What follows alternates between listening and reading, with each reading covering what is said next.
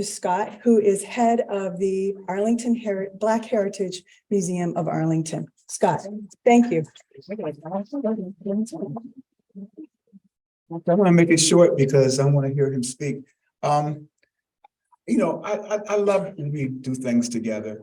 And this particular subject is very, very dear to me because I'm from the Halls Hill area in Arlington, and a lot of us worked at People's Drugstore. I worked there during high school years. When this happened, I shouldn't say it, I was very, very young. Yeah, I'm 64 years old, so I don't really remember it, but I remember my dad worked there. My dad would mop the floors there in the lunch counter, and I was talking to Joan. Stand up, everybody, say hello to Joan Mulholland for me, please.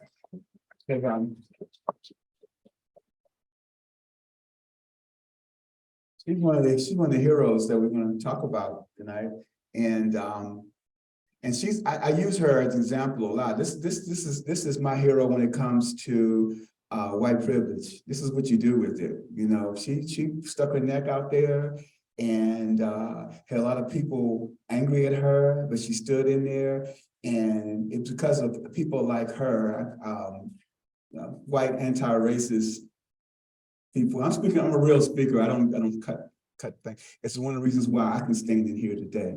And on this campus, which used to be an all-Black neighborhood. This was Pelham Town at one time. So this history is very, very, very important. Like I said, my dad worked there, and when they were coming, when they heard these kids from Howard were coming, they told my dad to take off all the stools at the lunch counter so people couldn't sit down. Of course, my dad said, no, I couldn't do that. But we have a picture at the museum of those stools actually taken off. But the thing of it is that like we could buy the food, you just couldn't sit there, and we were okay with it. I mean, it was a time when you just knew your place, you know. But it took people like Joan and these other crazies he's going to talk about that said, wait a minute, this is not right, you know. And there were a lot of people who wanted to take part in it, but it was a big deal. I don't know if I want anybody spitting on me or throwing stuff at me, or, you know what I'm saying? Joan, I know you guys went through that. And my dad, they actually asked my dad, would he be a part of it? My dad had 5 mouths to feed. He worked part-time at People's Drug, and he was also with the post office. He couldn't afford to lose this good government job. So like I said, once again, I commend these people and commend you. Now I want to talk a little bit about this prolific speaker who looks very handsome. When I met him, he was in some jeans, but you're looking great. This is Mr. Greg MB. I want to call you Elevate because of the author. But anyway, he has published this wonderful article in the Virginia Magazine of History and Biography. It is wonderful. It has pictures in it.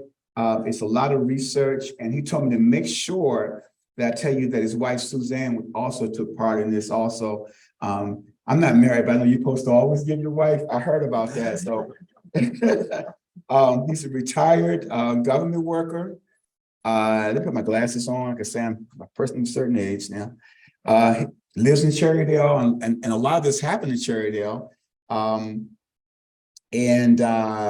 This article was written last year in June, and say it's on sale outside for $15. I know it's just, somebody said it was steep. Is he gone? He told me it was steep, but it goes to help the museum. And it says one more thing, I'm gonna shut up, you know, because people will say, well, you have an Arlington Historical Museum, and why do you need this? I'd rather see a bunch of museums and a bunch of skyscrapers and apartments. Arlington needs more museums, more theater, more of these things that make a real community. And some of you I've seen, but I hope you all come in and visit us too. We're at 3045B Columbia Pike. And without further ado, the speaker of the hour, Mr. Greg MB. We're happy to be here.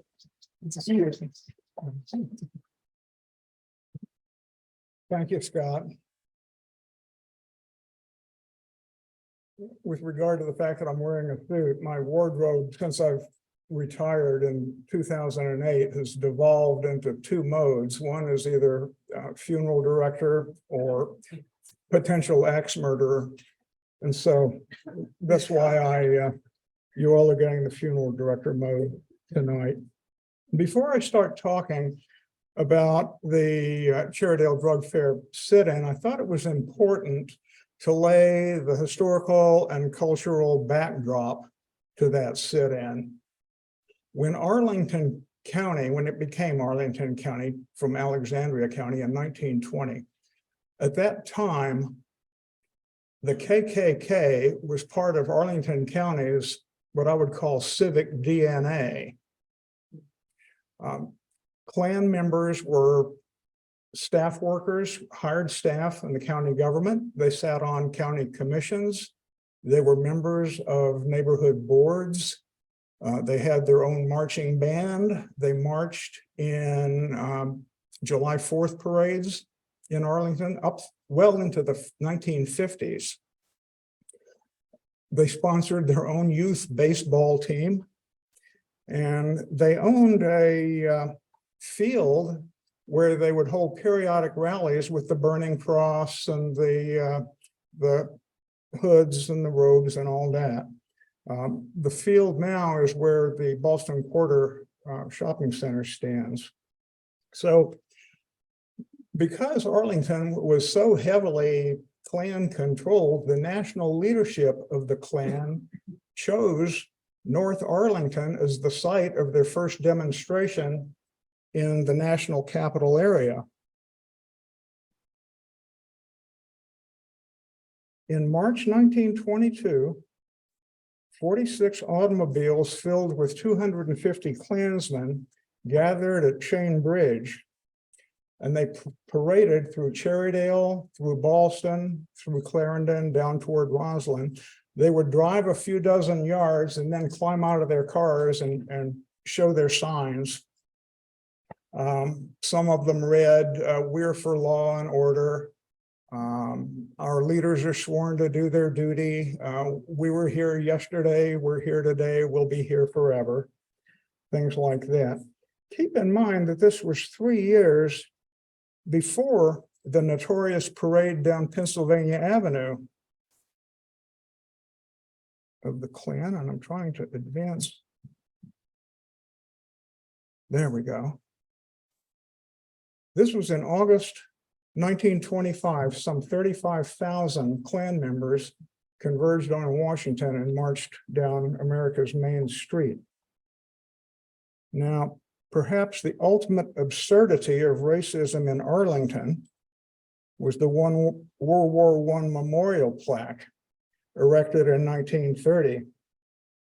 These are some photos I took of it in 2015. And I don't know if you can see it on there. Let's see, I think I've got one more there.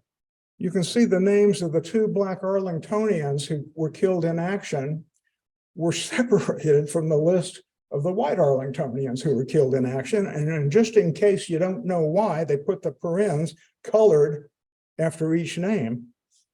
Now, I went back and rephotographed the memorial just a few months ago. They've cleaned it up, but it's now practically illegible, which is probably just as well.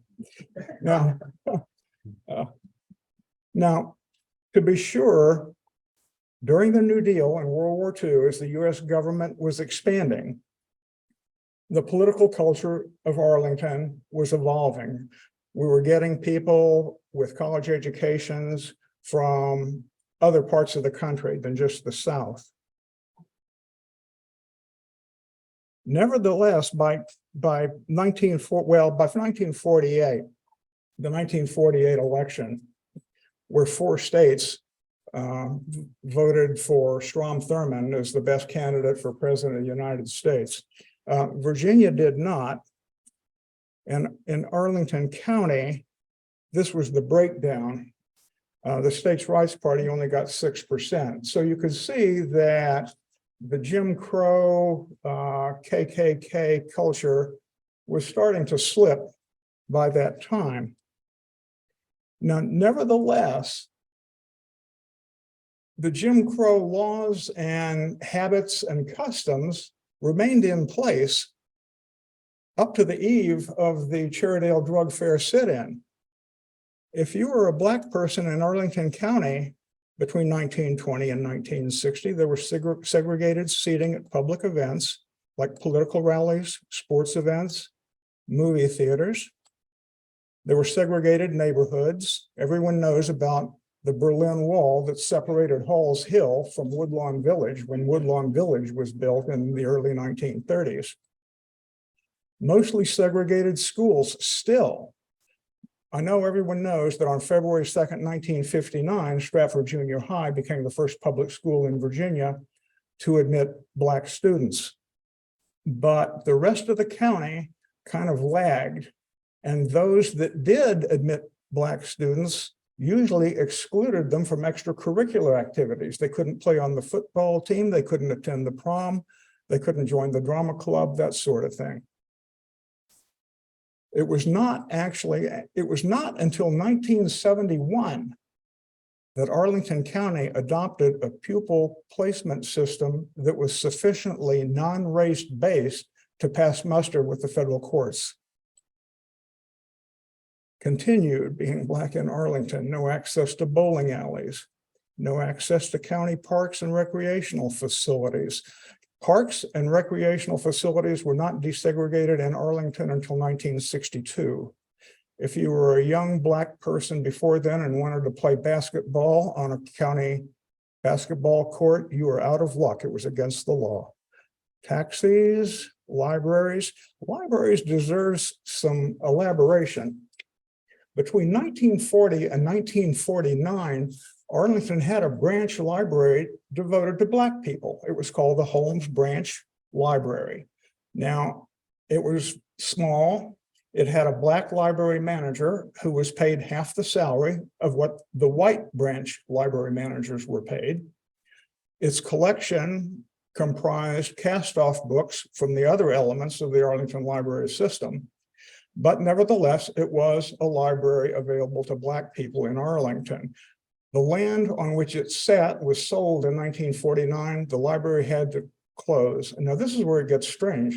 In 1950, the Arlington government passed an ordinance declaring that all elements of the Arlington library system would be open to all races. But they never publicized this.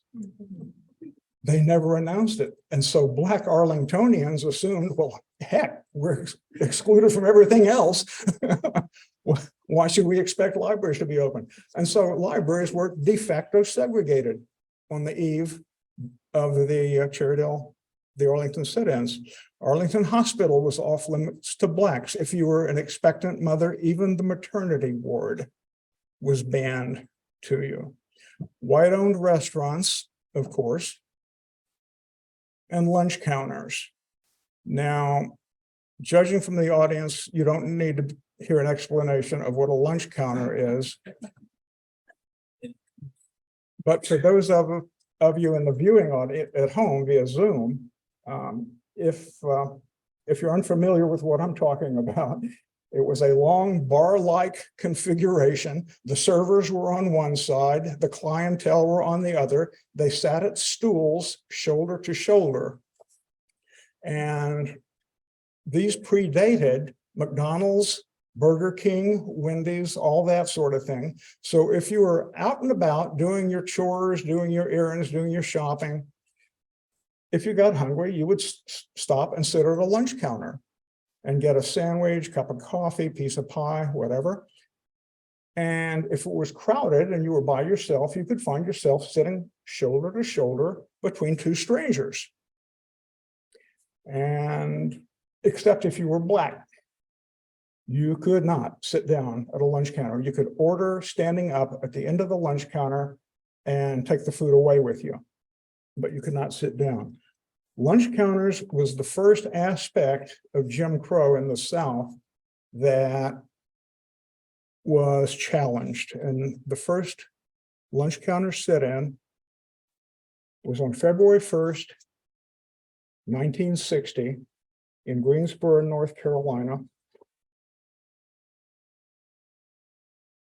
The four who did it were Ezell Blair Jr., David Richmond, Franklin McCain, and Joseph McNeil. All four were students from North Carolina Agricultural and Technical College. Now, they got publicity for this, and this is significant because there had been sit-ins in America as early as 1939, but the white press never whispered a word about them, and so they died on the vine, essentially. I mean, there was no ferment generated or anything. They came and went. This was different. They got publicized, and it triggered a sit-in movement across the South.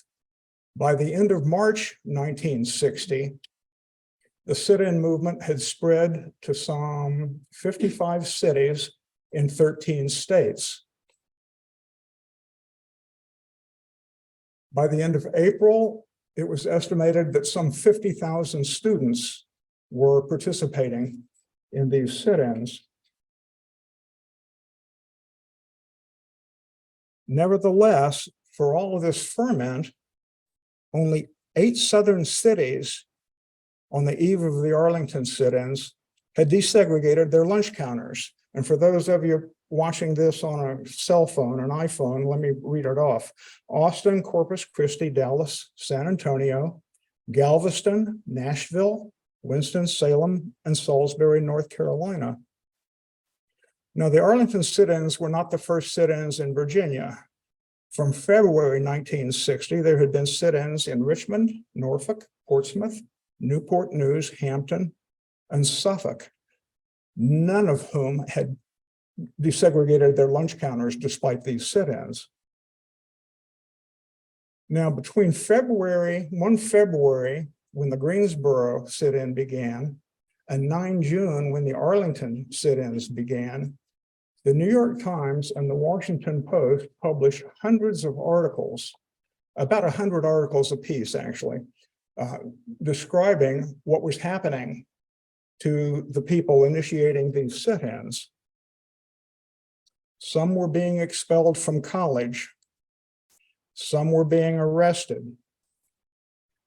The charge was usually trespassing, sometimes unlawful assembly, disturbing the peace, disorderly conduct, loitering, vagrancy. It didn't matter. The Virginia General Assembly on February 24th, 1960, passed a set of emergency trespassing bills to try to deter sit-ins in the Commonwealth. The bill provided for imprisonment of up to 12 months or a fine of $1,000. That's $10,107 in today's money. Can you imagine being a college student and getting a fine of $10,000 today? Talk about student debt. The fines I mentioned. This was the one that I found the most horrific when I was doing the research, when Suzanne and I were researching this. There was a steady drumbeat in the Post and the Times during those months leading up to the Arlington sit-in, talking about sit-inners elsewhere having burning pieces of paper dropped into their laps, being pelted by eggs, getting beaten with dog chains and bullwhips, getting pushed downstairs, suffering stab wounds, having their coats ignited, enduring broken cheekbones, and sustaining concussions. On top of that, this is a scene from Nashville during one of their sit-ins. On one day during the Nashville sit-ins, the Nashville Metropolitan Police decided not to show up. And they left the sit-inners to the mercies of the surrounding crowd. This is also Nashville. This is Paul LaPrade on the ground. He was pulled off his stool, kicked, stomped. He followed his training and went into a fetal position and protecting his skull. On this question of training, in Nashville, the sit-in movement was the most organized, and they trained their participants ahead of time. In Arlington, there were no drills. no simulations, no practice sessions, nothing like that.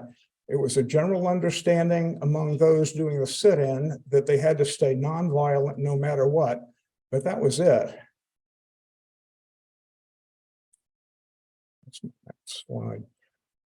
The other thing the Arlington sit-inners had to concern themselves with was the consequences of their actions on other people.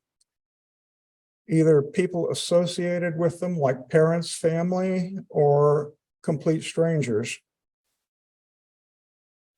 This is the home of Alexander Luby in Nashville. On April 19th, 1960, a bundle of dynamite sticks was tossed through the picture window of his house. And Luby, by the way, was a NAACP attorney who had been defending arrested Nashville sit-inners up to that time. The dynamite completely destroyed his home. It was never repaired. It had to be torn down and rebuilt. The blast was so powerful that it blew out 400 windows in the surrounding neighborhood. Now, fortunately, Luby and his wife were asleep in the back bedroom and were unharmed, but what a way to wake up.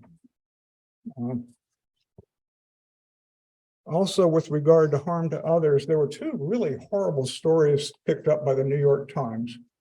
In March of 1960 in Houston, a 27-year-old blue-collar Black man was walking home from work to join his wife and 3-month-old child. And he was abducted by 4 white masked youths who took him to a secluded area, hung him by his ankles from a tree branch, and proceeded to beat him with chains for the next 30 minutes, after which they pulled off his shirt and carved the initials KKK across his torso. They told him that they had been hired by someone to do this, a person who was upset by the sit-ins by students at Texas Southern University. Another Times story talked about a young Black man in Bessemer, Alabama, who, as a student in April 1960, participated in a public prayer for freedom demonstration in Birmingham. The day after that, 7 carloads of masked men pulled up in front of his house, got out. They were armed with iron pikes, baseball bats, blackjacks. They broke into the boy's home. The boy's mother tried to shield her son from these guys, and she got her leg broken, her scalp smashed open, and her hands crushed. So on the eve of the Arlington sit-ins, this was in the mind of those contemplating the sit-ins. They had been reading these for the past 2 months. The late Congressman John Lewis, in his memoir, Walking with the Wind, wrote, I don't care how many times you do something like this, how many times you sit in or march, or in any way put yourself in the path of those who might do you harm. You can never know what's going to happen, and you can never become complacent. Never do you have the feeling, ho hum, here we go again. It's different every time. It's dangerous every time. It's more real and more vividly gripping than any experience I can imagine. So at 1:15 p.m. on June 9th, 1960, the first sit-in in Northern Virginia began at 4709 Langston Boulevard. The building's still there. It was a People's Drug Store then. Today it's a CVS. Now, the hardest part of this research project for my wife and me was compiling a complete list of names of those who initiated this sit-in. but we did. There were 7 black and 6 white. And please indulge me while I do a victory lap and read off all 13 names, by golly. Charles Cobb, Ethelene Crockett, Walter de Legal, Dion Diamond, Paul Dietrich, Cornelia Green, Gwendolyn Green, David Hartzell, Lawrence Henry, John Moody, Robert Osborne, Joan Trumpauer, and Helene Wilson. They were joined later in the day by 2 students from Georgetown separately. They didn't know each other and they joined at different times. 20-year-old Martin Shine and 18-year-old Georgetown freshman Michael Everett. Here's just another scene of the People's sit-in. Another one, this is Cornelia Green and David Hartzell. Scott spoke about removing the seats from the stools. That was the first thing the manager did, just to make sure no other sit-inners came in. The students got around this by bringing a large textbook with them, balancing them on the post. Do you see my cursor? Excellent, yeah. And sitting on that for the rest of the day. Talk about dedication. The police showed up immediately with 2 paddy wagons, one for men, one for women, and a huge contingent of officers. They stayed there for about 45 minutes, but no arrests were made. This is important. The law stipulated at the time that a person couldn't be arrested for trespassing unless the owner of the store pressed charges for trespassing or filed a complaint for trespassing. This did not happen at People's, and so there were no arrests. Most of the police left. They left a small contingent behind. Now, these are the Green sisters, Cornelia and Gwendolyn Green, again at the People's. The poor quality photos in my presentation tonight come from the Northern Virginia Sun. Unfortunately, the photo morgue of the Sun was destroyed when that newspaper folded in 1998. And so I managed to salvage some photos from the microfilm reader from the Fairfax City Library. After about an hour, 6 of the sit-inners at People's peeled off and walked down to the Cherrydale Drug Fair. The building is still there, and I took that 1960 photograph of it and melded it in with a more contemporary photograph so you can get an idea of where it is. The Sun and Moon Yoga is at the far end next to Cherrydale Hardware and whatnot. Company Flowers and District Angling, other stores. And here are the 6 who who started the sit-in at Cherrydale Drug Fair. Lawrence Henry, Joan Trumpauer, Dion Diamond, Charles Cobb, Ethelene Crockett, and David Hartzell. The first thing that happened was 2 Nazis showed up and started parading back and forth behind them. The American Nazi Party's national headquarters was in Ballston, 928 North Randolph Street. So it was a short walk relatively to Cherrydale for these guys to show up so quickly. One of the signs reads, "Is we is or is we ain't equals," with a disparaging caricature of a black person. And then the other one reads, "The head of the NAACP is a Jew," with a disparaging picture of a Jewish person. Again, the lunch counter was closed. Younger kids started showing up from Stratford Junior High, St. Agnes, and Washington Lee High School. And some of them were supportive of the sit-inners. One girl came up to David Hartzell and whispered in his ear, "Thank you for doing what you know is right." Others were mainly peeved because the lunch counter was closed, because their habit had been after school to go hang out at the drug fair, have milkshakes and Cokes with their buddies. And that was their chief concern, that they couldn't get their sodas. This one fellow was lecturing Dion Diamond on something. I asked Dion if he remembered what this little twerp was telling him.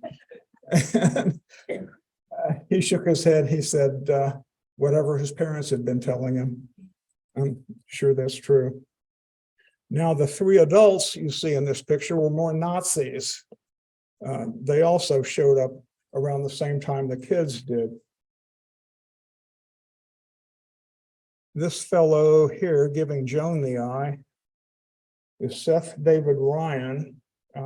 He had an arrest record of possession of a deadly weapon and drunken disorderly conduct. This fellow here is Ralph Lee Hassinger. And the fellow whose face you can barely see there up in the corner is Andrew Newman Chappell. He was court-martialed for desertion from the Navy and given a dishonorable discharge. Had an arrest record that included carrying a concealed weapon, first degree burglary. In 1961, he would be arrested for contributing to the delinquency of a minor when he asked a freshman high school girl to skip school and go with him on a picnic.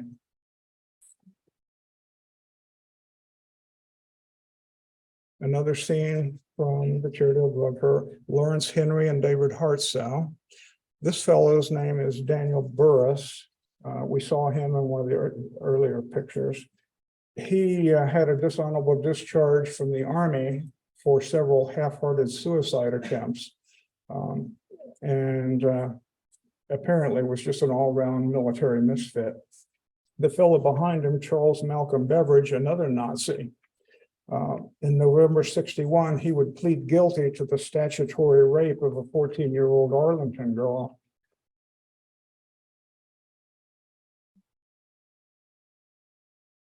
Another grainy photo from the Northern Virginia Sun. This is David Hartsow being asked to swear on his Bible by this Nazi, 63-year-old Floyd H. Fleming. And that's Charles Malcolm Beveridge behind him here. This was Lawrence Henry, of course. He was asked to swear on his Bible that he and the other citizens were not being paid by the Communist Party. So, and this is a very rare photo of Joseph Wooten. He was a worker at the drug fair who joined the sit-in after an hour at 3:30. And as soon as he joined it, he was immediately fired. And later on, a cross was burned in the front yard of his Arlington home.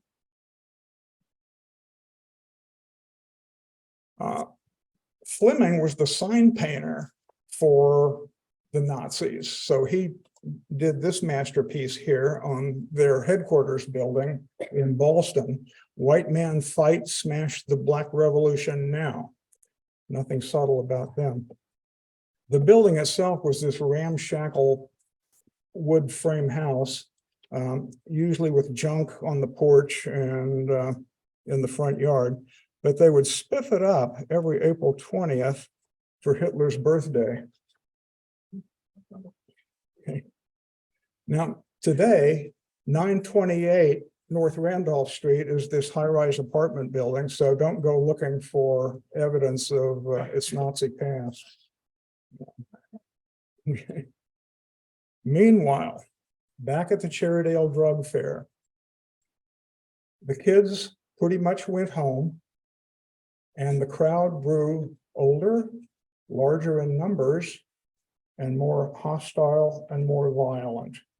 David Hartsow had perfume poured into the jacket of his suit, and then a lit cigarette tossed in. It didn't go off, fortunately, but the intent certainly was there. Joan was almost knocked from her stool by someone elbowing her in the back.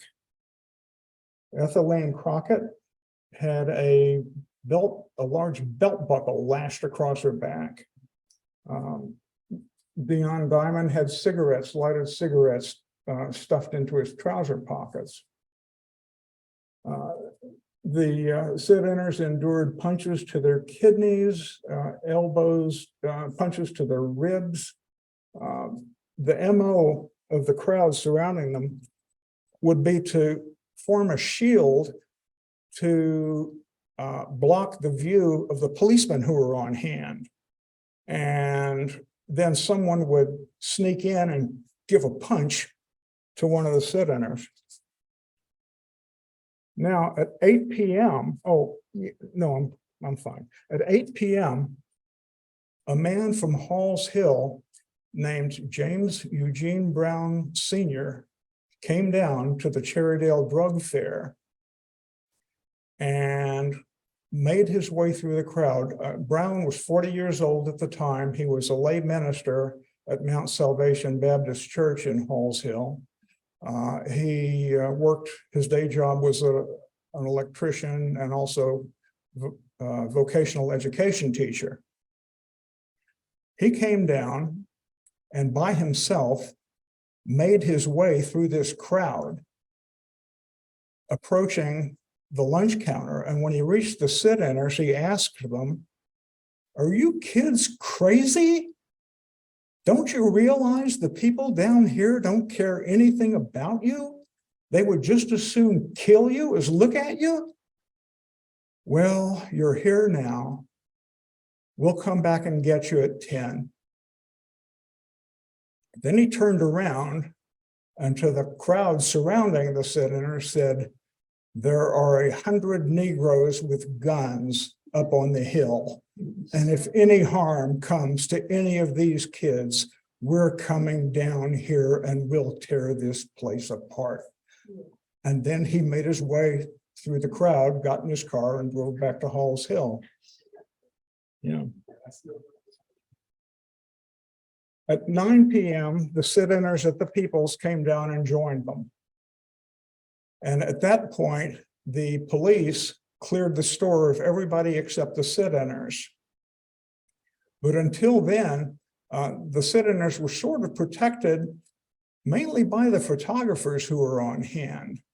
Whenever some thug would raise a brick or a large rock or a big bottle or something like that and get ready to throw it, all the photographers who were standing behind the lunch counter would raise their cameras to their face and focus on the guy, and he would back down. So they provided some protection. At 10, of course, the drug fair closed and it was time to get out. And James Brown and his automobiles were waiting for the sit-inners in the drug fair parking lot. They made it out behind a flying wedge of police officers, and the sit-inners were directly behind them, and they were surrounded by the journalists and the photographers. And as soon as they burst through the door, this crowd exploded in anti-Black invective. Some of the sit-inners recalled lit cigarettes being thrown, others didn't recall that. They all agreed that there was a shower of sputum and spittle, but they made it to the cars and they drove off. Now, this next incident that immediately followed their departure, the best I was able to piece together, this is what happened. James Brown's cars headed down Lee Highway back toward Howard University. A carload of 6 16-year-old white guys went chasing after them. What they were going to do if they caught them, I have no idea. Sort of like a dog chasing a car. But anyway, they went chasing after them. But then a car with 2 Black men in their 30s went chasing after the 6 white kids in their car. And so the 6 white kids realized instead of being the chaser, they were now the chasee. And the 2 cars took this circuitous route throughout North Arlington with the occupants of each car leaning out the window and trading disrespectful remarks with each other. And finally, at the 5200 block of 26th Street North, very quiet residential neighborhood, one of the black guys fired a .32 caliber pistol through the back window of the white kid's car. It didn't kill anybody. It winged one guy very slightly, and another kid got some cuts on his wrist from broken glass. They were treated at Arlington Hospital, and no arrests were ever made. But it was part of that day. The next day, having had so much fun on June 9th, the sit-ins resumed.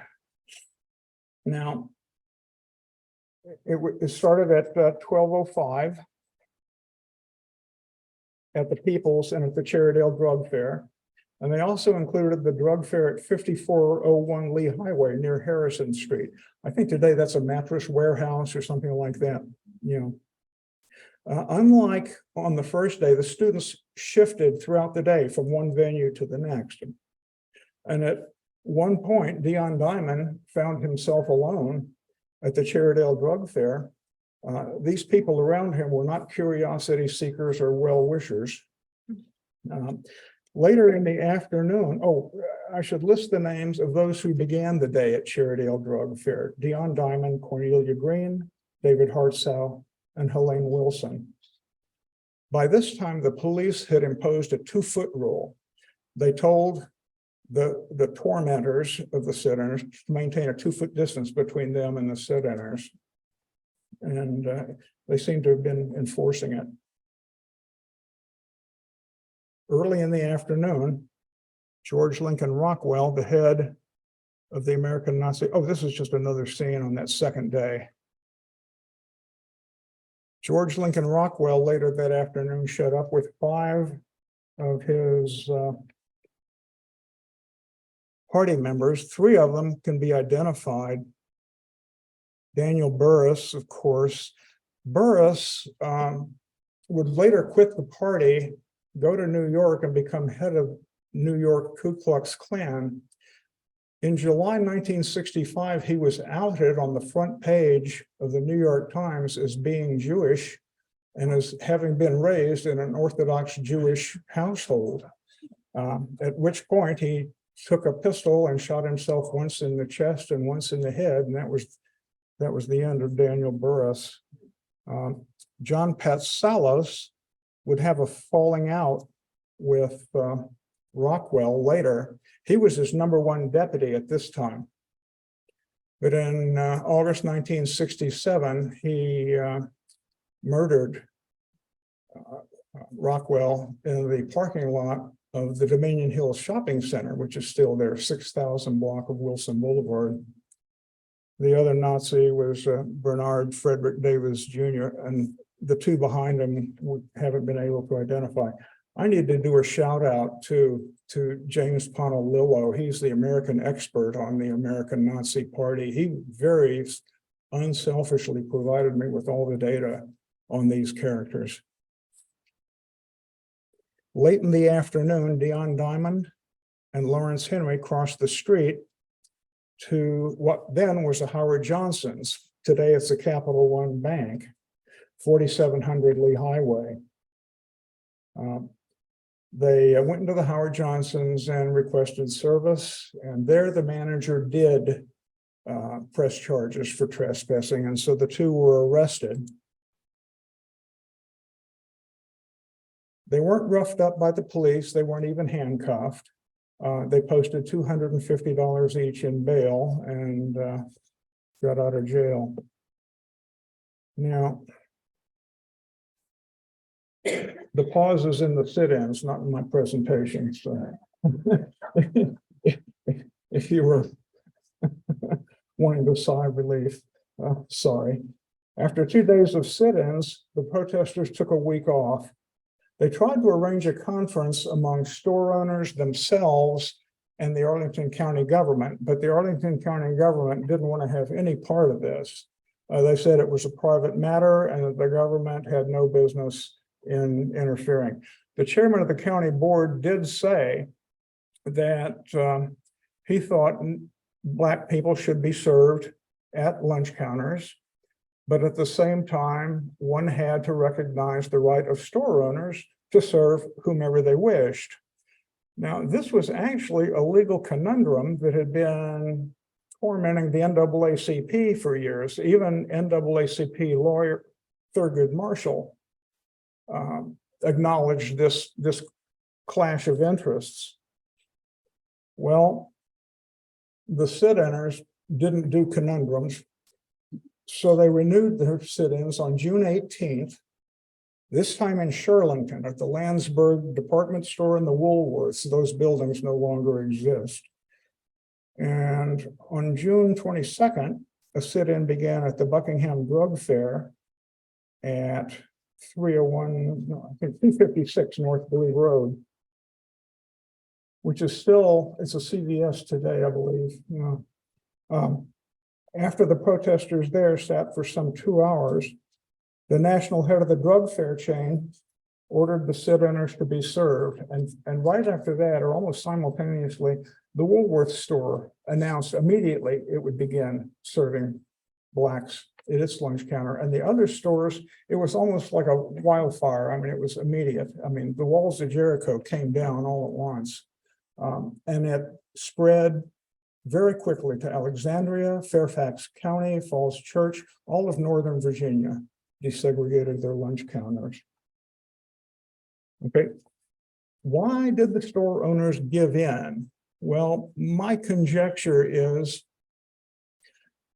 no one wanted to be first, because if you were the first and no other store followed suit, you were going to lose a substantial part of your white clientele. I thought they could reasonably suspect that that would be the case. So nobody wanted to be first. But at the same time, the other economic consideration was these sit-ins were costing them money. A lunch counter back then was a store's biggest revenue source. And so when sitters came in and you had to close the lunch counter, you were losing money. And when your entire store got cleared by the police, you were really losing money.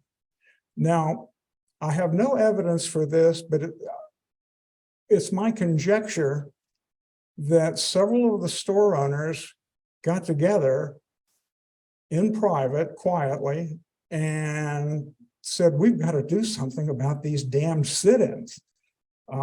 And that the only solution is going to be to desegregate, but we're going to have to do it all together. And that is what happened.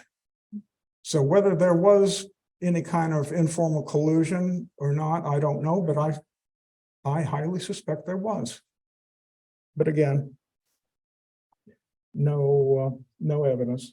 But I think it was more than economics. I think there was a moral consideration that played a part. And this is where the Cherrydale sit-ins significance really becomes apparent.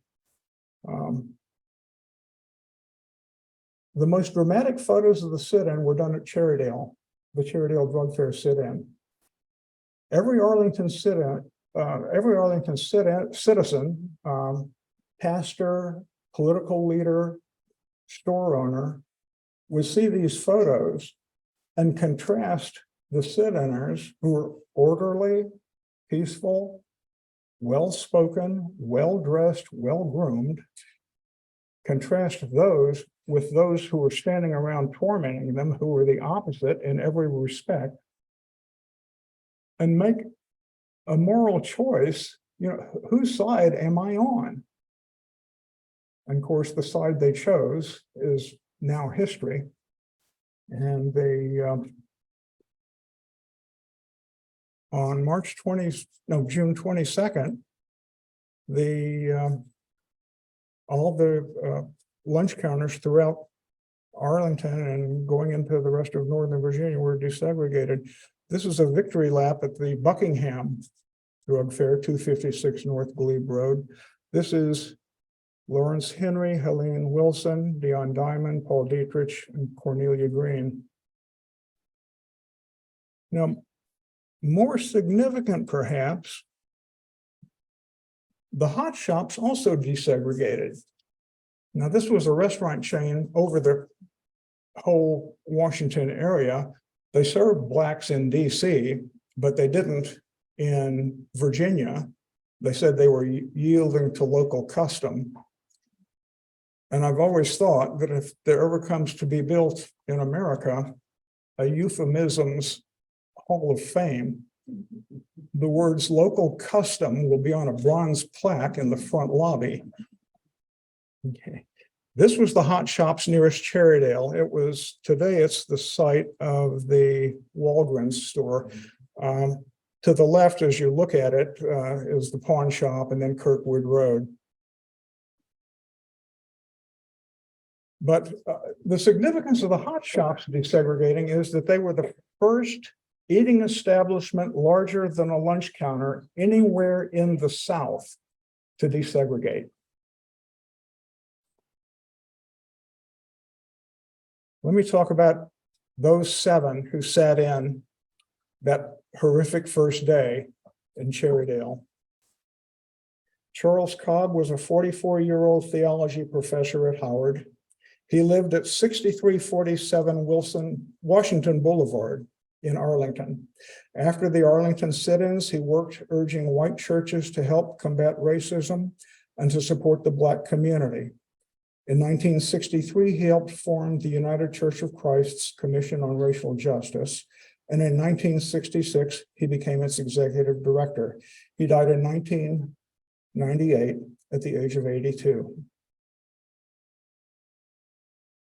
Ethelene Crockett Jones grew up in Detroit, the daughter of a congressman's father and physician mother. At the time of the sit-in, she herself was a pre-med student at Howard University. She spent her medical career as an obstetrician and has long advocated and defended a woman's right to choose. She lives today in Florida and remains active in the American Civil Liberties Union and sits on the board of the ACLU's Palm Beach County chapter. Dion Diamond was a physics major at Howard at the time of the sit-in. As a freedom rider, he was arrested in Jackson, Mississippi in May 1961. During 1961 to 63, he served as a field secretary for the Student Nonviolent Coordinating Committee in Mississippi and Louisiana. He was arrested more than 30 times, once serving 60 days in jail in Baton Rouge. Later on, he studied sociology and post-Civil War history at the University of Wisconsin. He later earned a graduate degree in education from Harvard. Today, he works in finance and lives in Washington, D.C. He continues to protest and speak publicly to inspire younger generations of activists. David Hartzell, a Quaker, was a 20-year-old international affairs major at Howard at the time of the Cherrydale sit-in. After graduating from Howard, he earned a master's degree in international affairs from Columbia University. He's been arrested over 100 times for demonstrating for civil rights for Black people, against nuclear weapons development, against the U.S. war in Vietnam, against the U.S.-supported wars in Central America, and against the U.S. wars in Afghanistan and Iraq. During one of those arrests, the arresting officer purposefully broke David's arm.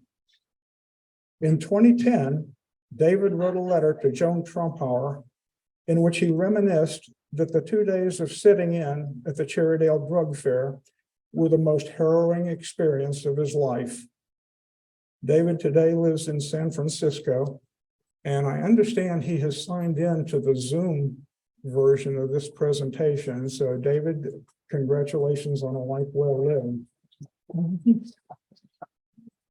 I hope you can hear the applause, David. And I would actually offer the same congratulations to all 7 of the Cherrydale sit-inners. Lawrence Henry, born in Philadelphia, one of 11 children, was a 25-year-old divinity student at Howard at the time of the sit-ins. After the Arlington sit-ins, he led protests at Glen Echo Park in Maryland and elsewhere. In March 1965, he took part in the Civil Rights March from Selma to Montgomery. Toward the end of his life, he returned to Philadelphia, where he became a community leader as well as founder and pastor of the Christ Community Baptist Church. He died in 1980 at age 45. Joan Trumpauer, a native Arlingtonian and graduate of Stratford Junior High and Washington Lee High School. Is that right, Joan? No, Annandale. Oh, Annandale, okay. At the time of the Arlington sit-ins, she was already a civil rights activist as a freshman at Duke University. She transferred to the historically Black Tougaloo College in Mississippi later. After the Arlington sit-ins, she participated in the protests at Glen Echo Park in Maryland. In May 1961, she joined the Freedom Riders.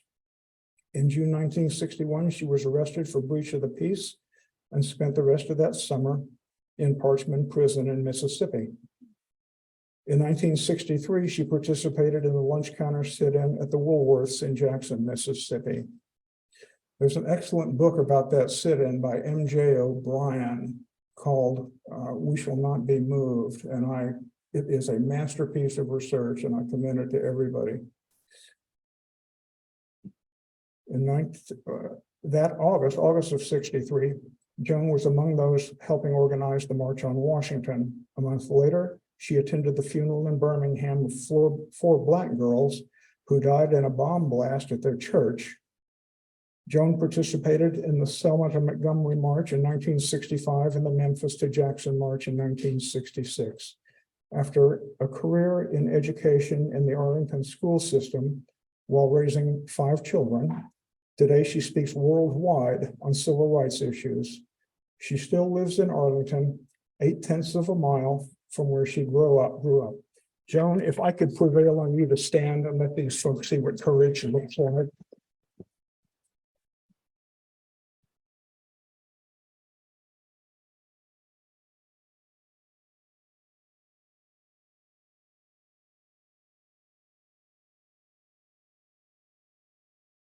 Oh, I raised this because my friend, who I knew was Sophie Carmichael, I'm the one who recruited them to go on the Freedom Ride.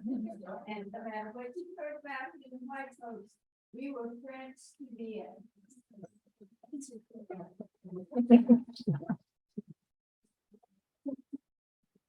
I'm sorry.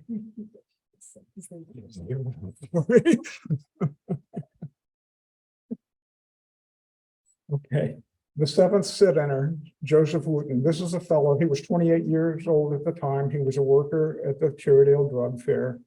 As I mentioned, he sat down with them. It's a very poor quality photo that I scoured every resource available, and this was the best I could find.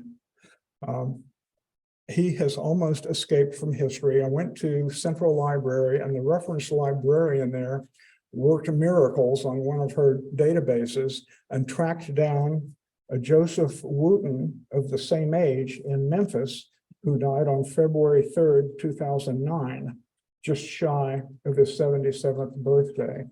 I don't know if this was the same Joseph Wooten, but that was the best I've been able to find. My wife found on the internet 2 Wooten females who could have been his daughters.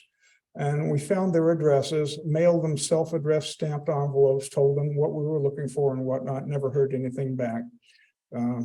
Short of my getting on a plane and flying to Memphis and knocking on doors, that was the best I was able to do.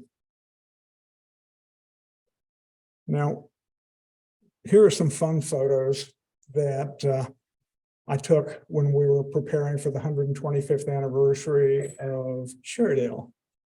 This is Dion and Joan in front of the door that they walked in on June 9th, 1960.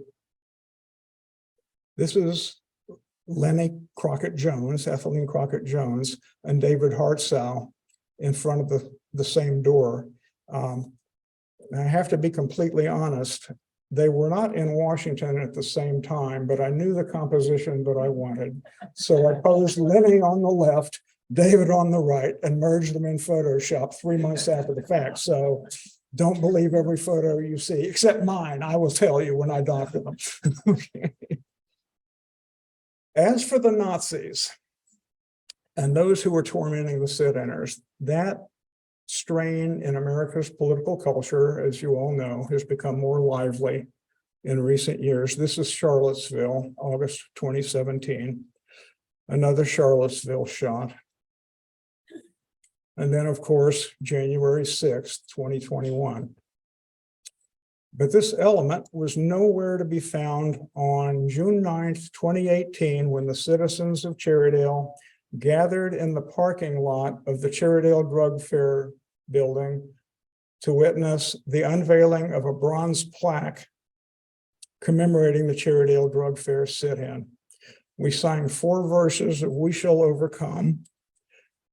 All ages were there. I ran my mouth for a few minutes and then unveiled the plaque.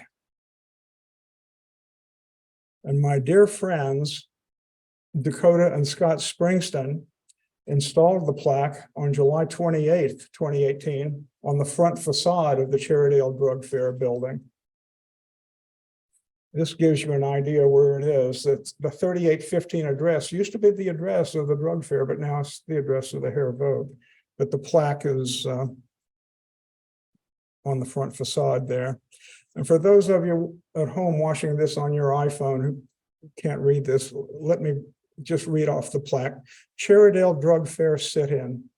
At 2:30 p.m. on June 9th, 1960, the first day of lunch counter protests in Northern Virginia, 6 individuals from Howard and Duke universities helped challenge racial discrimination at commercial eating establishments in the state by beginning a lunch counter sit-in at the Cherrydale Drug Fair once located here, 3815 Lee Highway. They were Charles Cobb, Ethelene Crockett, Dion Diamond, David Hartzell, Lawrence Henry, Joan Trumpauer. The 6 were joined at 3:30 p.m. by a worker at the drug fair, Joseph Wooten. The 7 maintained their vigil until the store closed at 10 p.m., facing down a counter demonstration and taunts by members of the American Nazi Party. The sit-inners were encouraged by some onlookers, but endured verbal and physical abuse from others. The action of these 7 helped bring about the desegregation of lunch counters throughout Arlington and contributed ultimately to the passage by Congress of the Civil Rights Act of 1964, presented by the Cherrydale Citizens Association, June 9th, 2018. This plaque, it cost about $2,000. It was funded by a GoFundMe effort paid for by Cherrydale citizens. I don't know the precise dimensions, but I do remember it weighed 55 pounds because schlepping this thing around from my porch into my home, back to my car, over to the unveiling ceremony, back to my home. Then anyway, this sounds like an article for Weiner magazine, but anyway. And it occurred to me that when I was doing this presentation, that one could take out-of-town guests on kind of an impromptu civil rights tour of Arlington County. If you were driving from Glebe Road down toward Roslyn, you could tell your guests, you see that CVS pharmacy? That used to be a People's. That was the first lunch counter sit-in Northern Virginia. And over there on the right, that Capital One Bank, that used to be a Howard Johnson's. That was the first restaurant sit-in Northern Virginia. And as you got past Military Road, you could see that building with the big red roof, that used to be a drug fair.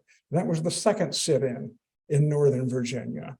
And when you got further down, you could see that Walgreens, that used to be a Hot Shops there. The first restaurants anywhere in the South to desegregate.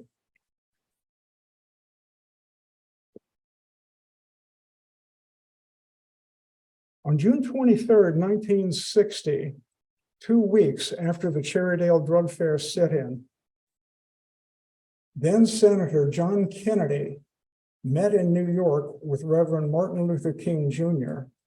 And during their conversation, Senator Kennedy told Dr. King that it was the lunch counter sit-in movement that had sensitized him to the urgency of civil rights legislation. When Kennedy became president in June 1963, he submitted a bill to Congress that ultimately became the Civil Rights Act of 1964. one of the most far-reaching seismic pieces of legislation in American history. A complete change in the public policy of this nation. The public accommodation portion of that law remains the single most important and dramatic victory of the civil rights movement. And it has endured to the present day. It was accepted as the law of the land throughout the country, even in the South. There were a few holdout places for a while, but generally it was accepted as the law of the land, and public accommodation of Black people is now accepted. This is not to say that racism in America is not endemic. Blacks still suffer from disparities in economic opportunity, public education, access to voting, law enforcement, housing, criminal justice, other things. But what's remarkable about what the sit-inners did is that in a country of 180 million at the time, those who initiated the sit-ins scarcely numbered more than a dozen individuals often, and in some cases, even fewer than that. In Greensboro, it was 4 people in a country of 180 million. In Cherrydale, it was 6.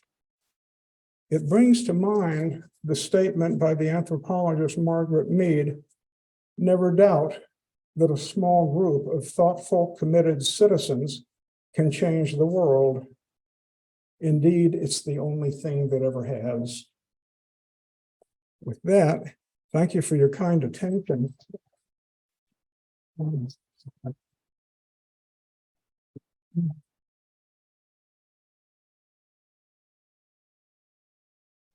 Thank you. I'll try to take your questions or comments or Thank you so corrections. much. Let me, when you have a question from the floor, if you can repeat it so that they can hear it on Zoom. And then anybody that on Zoom can type in a question in chat. And then when you get a break, I'll give you those questions. Okay, Thank you so much. sure. My comment, I have long understood that the reason the lunch counters desegregated was that the prosecuting attorney would, after conferencing with the store managers and things, said he would not enforce the state law. It said not only the people being served, but the enablers. The store manager, and if it was the church, the minister, if they, the person who allowed them to do it, to be arrested with them, and that the store managers in these chains were from liberal New York Jewish families that came down for Roosevelt's good government jobs, and they had no personal problem with serving everybody, but they weren't ready to go to jail. Oh, okay. All right, let me make sure I can capture that for the Zoom audience. Joan pointed out that her understanding of why the store managers yielded was because the trespassing law. There was a public service law. Public service law required that anybody serving a trespasser would be liable for arrest. But the Virginia prosecuting attorney told the store owners that he would not enforce that part of the law. Is that correct, Joan? That's pretty much correct. Okay, all right. And so then they had no problem serving us, and then once Arlington desegregated, then the surrounding area said, we won't enforce the law either. Okay, yeah, she said that once the Arlington stores desegregated, the surrounding areas in Northern Virginia said, well, we won't enforce the law either. And so that's how it all cascaded, I guess. Okay.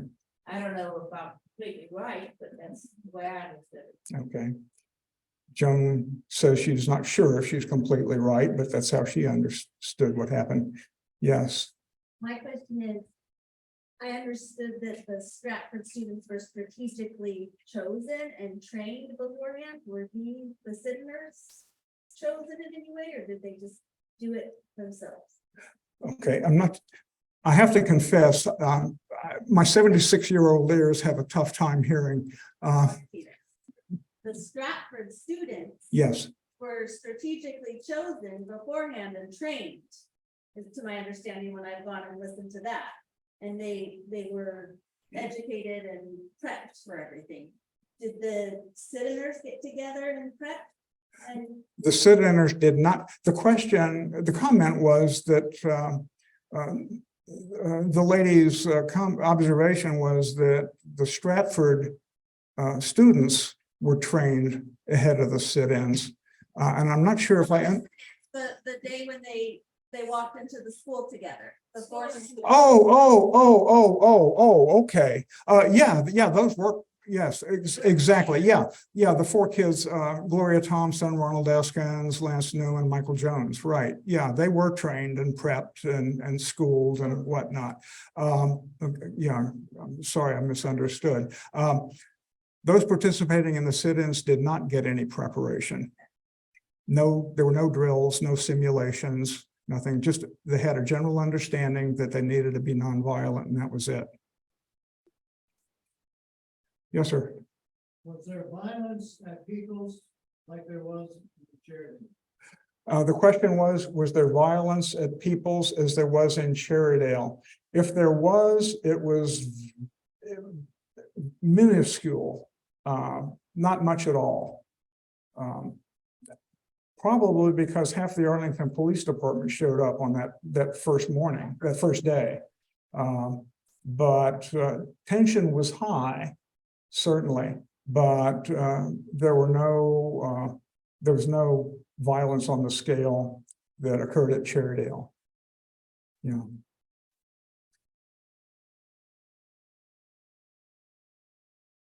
Oh, yes. Why do you think in between the end of 59 and 60, there was such an uptake in coverage by white news sources of the sit-in? I'm sorry, I didn't catch all that. Could you stand and speak real loudly, please? Or maybe I need an interpreter. Let me see if I can capture that. You're asking why was there such an increase in news coverage over the Arlington sit-ins when the earlier ones received no coverage, right? Okay. I guess just the only answer I can give would be the moral evolution of the country. So the Greenboro, that sparked a lot. And this was happening a lot all over college students, blacks, all over America. That's right. Yeah. Dr. Taylor pointed out that Greensboro is what sparked everything all over America. That's an important, brings up another important point about the sit-in movement in general. This was from the ground up. The NAACP, the Congress of Racial Equality, the Southern Christian Leadership Council had nothing to do with the sit-ins. It was chiefly Black college students with their white allies doing it.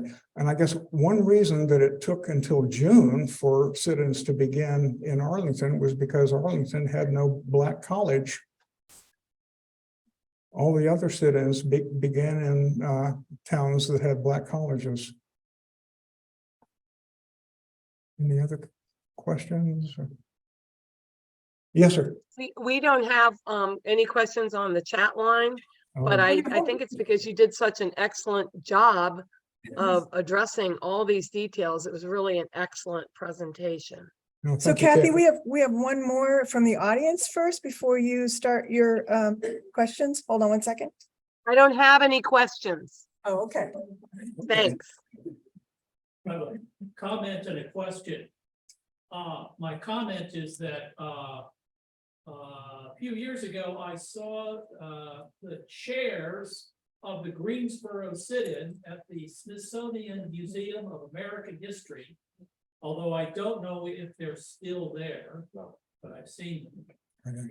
So the museum owns them. Yeah. And so does anyone own anything that was there?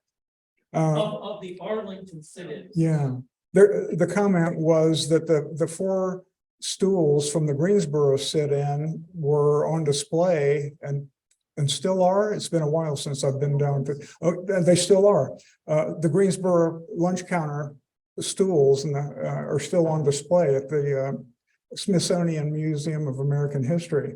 And the question was, have there been any artifacts saved from the Cherrydale Drug Fair? And my answer is not that I know of. So the Arlington Historical Society has a museum and a collection, and we have a couple of things from the drug fair, but not a stool. We have some paraphernalia. We have a drug fair bag, and we have some prescriptions, but we do not have something as substantial as a chair, unfortunately. Okay. Okay, I actually have one question. Okay. And any plans to modify the plaque at the Clarendon World War I Memorial? Did you understand that? So Kathy, this is a question about the World War I Memorial, the plaque at Yes. in Clarendon. Okay, hold on one second. Do you know, can you address that? Excellent. Yeah, hi. So some of you know me, but I'm Dr. Mark Bembo. I'm the Museum Director of Historical Society, and I'm history professor here at Marymount. I was on the County World War I Commission, and we did discuss whether or not to change the plaque. But the plaque was provided by a local chapter of the VFW, and they refused to change it. They said they had talked in the early 1970s to the family members of Mr. Morgan and and their family said they were fine with the way the plaque was. So we did discuss that in 2017, 2018, but the VFW is the one to provide the plaque, and they said no, they didn't want to change it. Yeah, I know. No, I didn't want to erase it either.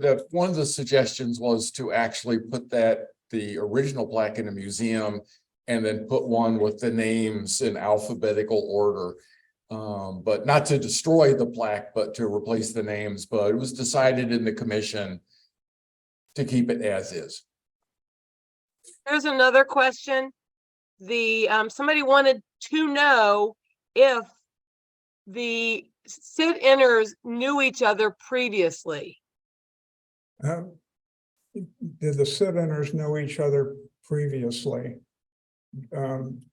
Joan, you're probably better qualified to answer that than I am. Well, there was a group based out of Howard that included some people from the community, like Helene. I think they'd been picketing stores in DC that were segregated in the South.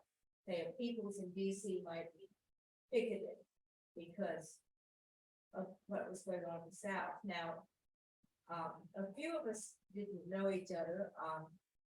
When I was at Duke University, the sit-in students from North Carolina College asked me to find out what was happening at Howard and let them know. And I was asking around campus. It turned out there was a group planning to sit in a few days in Arlington.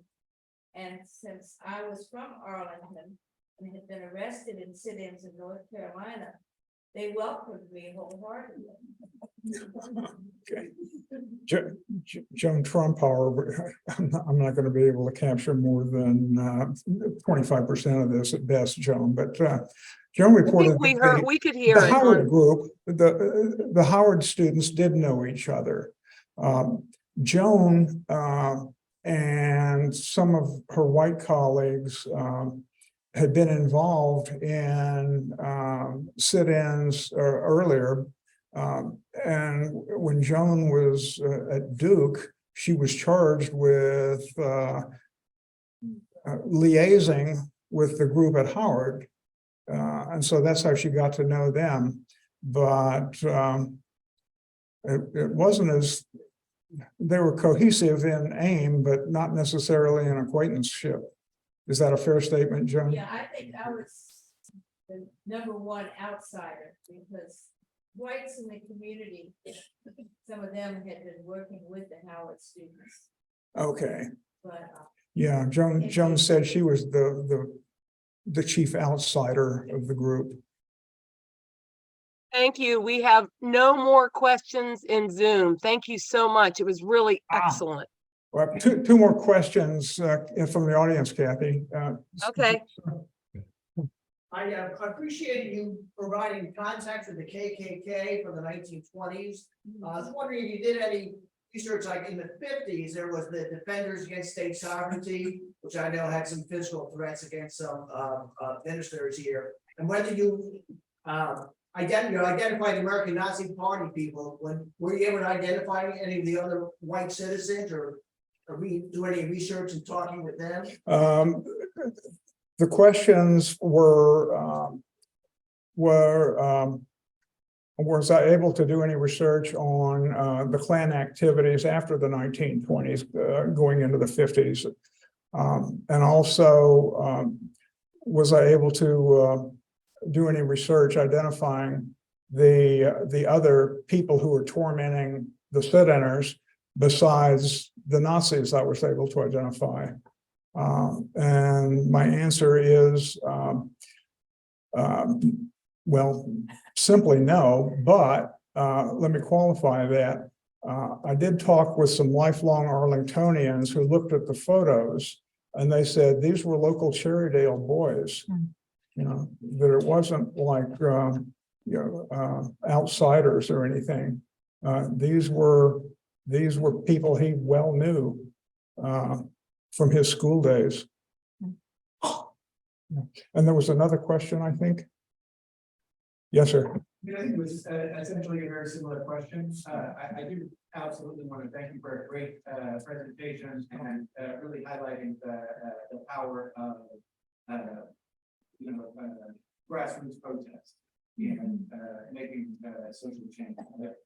But I am interested in particularly this question about the American Nazi Party and its presence in Arlington at this time. And what really strikes me is that you show this image after the drugstore closes, and a very significant presence of white protesters or counter protesters outside. And I just wonder, does that suggest that the American Nazi Party had a significant political support base in Arlington at the time, or does it suggest that there's some sort of a convergence of the interests of the white community in Arlington and the overt racism and explicit,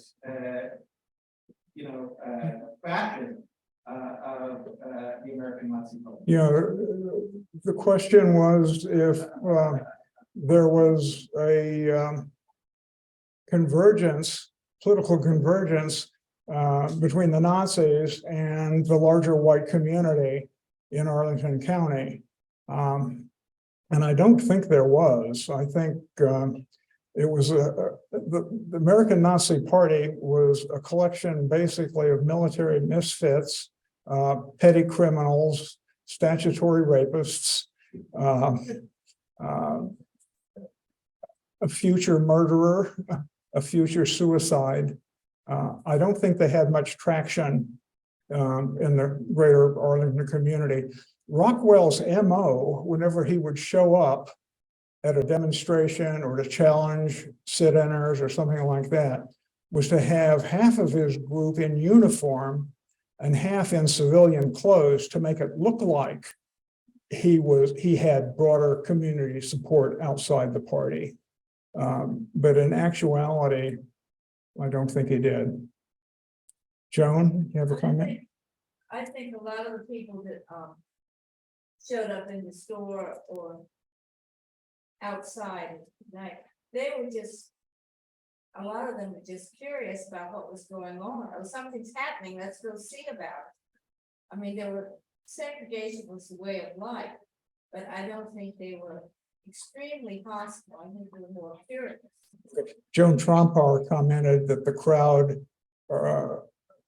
around the drug fair was largely curiosity seekers and not necessarily hostile. Not necessarily supporters either, which is. Yeah, okay, just neutral on the, yeah, she said they were not necessarily supportive either. That essentially neutral, just wanting to see what was happening. All right, well, thank you so much.